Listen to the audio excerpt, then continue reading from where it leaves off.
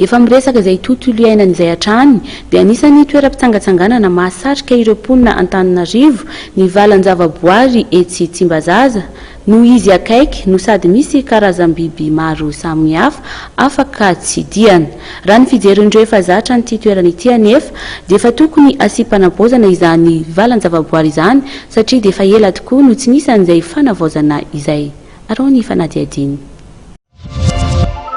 Tsy dia misy fiovana ao amin'ny valan-javaboary ao Tsimbazaza raha ny filazan'ireo olona efa zatra mpandeha ato amin'ity toerana ity. Toy ny tamin'ny 20 taona lasa ihany no fahitany ankabeazan'ireo mpitsidika ity toerana ity ny zavatra hita ao anatiny. Safidianay aty dia aty zany mba akaiky dia isaka ilomano izay fa mangatsika koa ny andro dia eto mba izay maromaro tsilona bebe ankizy dia mba eto zany to dia mandeha bus dia mba akaiky koa aminay zany amin'ilay bus. Efa makaty izay fa mbola kely le zanako no taty izay dia izao izy efa mba le bebe dia atinay amin'izay izy mba hita hoe ohatrany hoe zany biby ao Tsimbazaza zany. Fa vao eo mihitsy zao nahatsikaritra hoe oza hoe tamin'izaho mbola nala CP ohatry mbola zavatra hita tamin'izany reo fa tsy haiko hoe efa nisy maty ve sa hoe novaina ohatry fahitako azy aloha ohatry zao ihany fahitako anazy tamin'izaho fahazazana.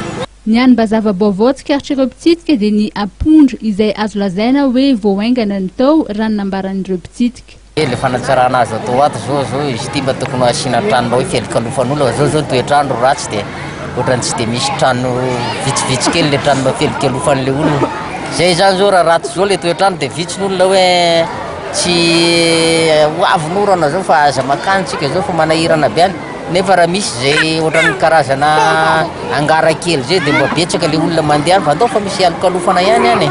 Samy haiko moa ireo mpitsidika fa tokony asiana fanatsarana ity toerana ity. Ao ny tokony anampiana ireo biby sy ny karazana izay hita eto an-toerana hatramin'ny tokony anafarana biby avy any ivelany koa aza. Dia iny Fanadiadiny indray tompoko lahy sy tompoko vavy no nentina nanakatonana ny fampahalalam-baovao tamin'ity alina ity ankasitrahany ianao nanaraka izany hatramin'ny farany. Veloma tompoko.